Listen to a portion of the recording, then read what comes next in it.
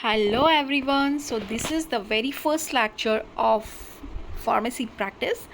इसी के साथ हम यूनिट फर्स्ट स्टार्ट करने जा रहे हैं और इसकी पूरी सीरीज़ आएगी यूनिट फर्स्ट से लेके फिफ्थ तक. So stay with me.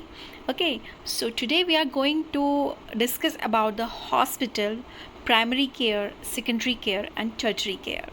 So what do you mean by hospital? A hospital is a healthcare institution providing patient treatment with specialized and trained medical staff, pharmacist and nursing staff. Hospital क्या है? एक health care institution है जो कि patient को provide करता है treatment, और यहाँ पर specialised and trained medical staff होता है. ओके, फार्मासिस्ट होते हैं, नर्सिंग स्टाफ होता है एंड मेडिकल स्टाफ होता है.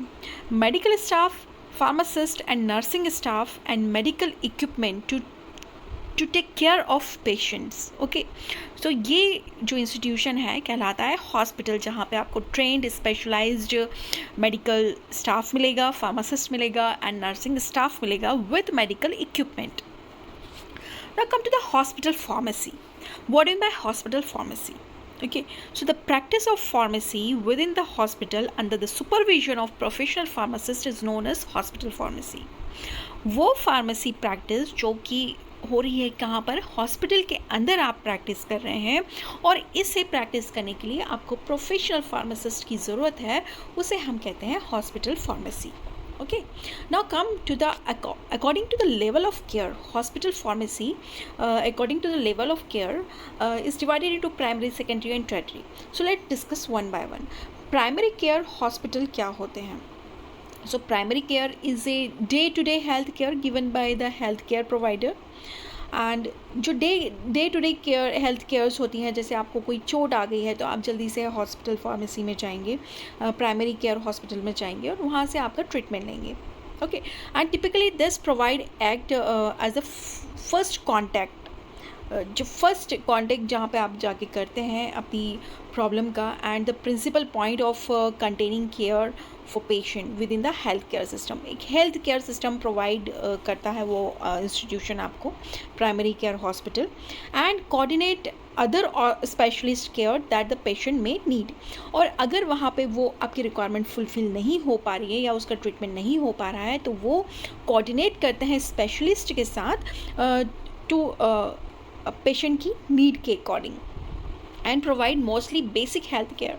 मतलब बेसिक हेल्थ केयर तो आपको प्रोवाइड हो ही जाएगा. It's generally regarded as the gateway to receive more specialised care. और अगर आपको प्राइमरी बेसिक हेल्थ केयर से की ज़रूरत नहीं है, उससे ज़्यादा एडवांस की ज़रूरत है, तो ये आपका प्राइमरी गेट वे है. यहाँ से आपको आगे रेफ़र कर दिया जाएगा, आपको रास्ता बता दिया जाएगा कि आप यहाँ पर जाइए और इस तरह से आपका ट्रीटमेंट कराइए. फॉर एग्ज़ाम्पल, उपजिला हेल्थ कॉम्प्लेक्स जो होता है, it's a example of primary care hospital. Now come to the secondary health care. So in Bangladesh, this level of services are provided in district hospital.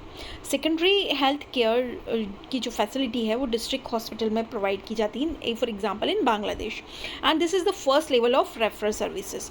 ये primary health care से जो first level होता है referral service का, मतलब primary health care में आपको कुछ नहीं मिला तो वो फर्स्ट लेवल ऑफ फर्स्ट आपको सेकेंडरी हेल्थ केयर में क्या कर देंगे? रेफ़र कर देंगे.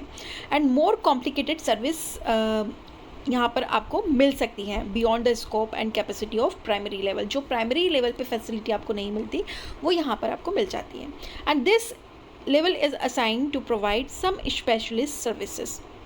सम स्पेशलिस्ट आपको यहाँ पे मिल जाएंगे, particularly in internal medicine, general surgery, obstetrics and gynaecology and paediatrics. जो फैसिलिटीज़ हैं आपको यहाँ पर मिल जाती हैं.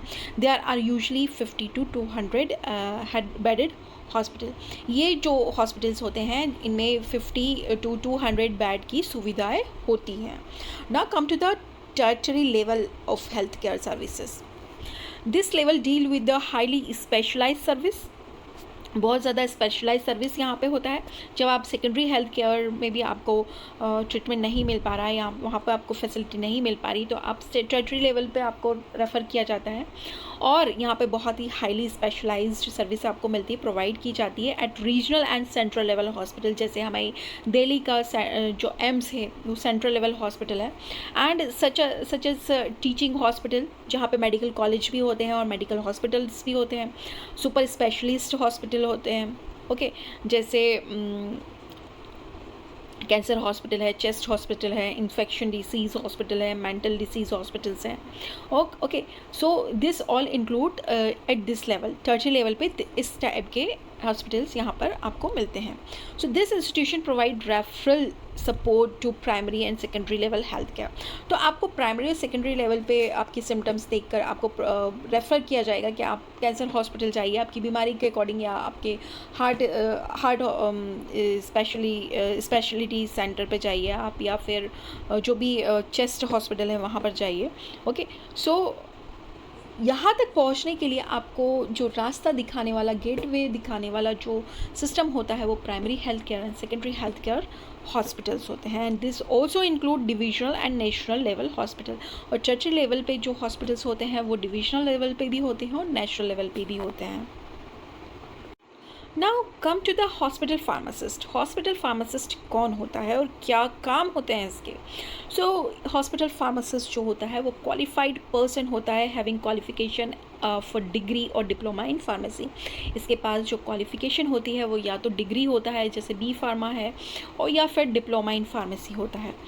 Registered pharmacy in the state pharmacy council. जब आप कोई डिग्री ले लेते हैं B pharmacy, diploma in pharmacy, तो आपको अपने स्टेट की फार्मेसी काउंसिल में रजिस्टर करवाना होता है, जिसमें आपका नाम उस रजिस्टर में दर्ज हो जाता है कि yes you have done with this degree and now you are a registered pharmacist, and they have a license and knowledge to sell, distribute and manufacture medicine. और इनके पास लाइसेंस होता है, नॉलेज होता है किसका? ड्रग्स को सेल करने का, उन्हें डिस्ट्रीब्यूट करने का, उन्हें मैन्युफैक्चर करने का।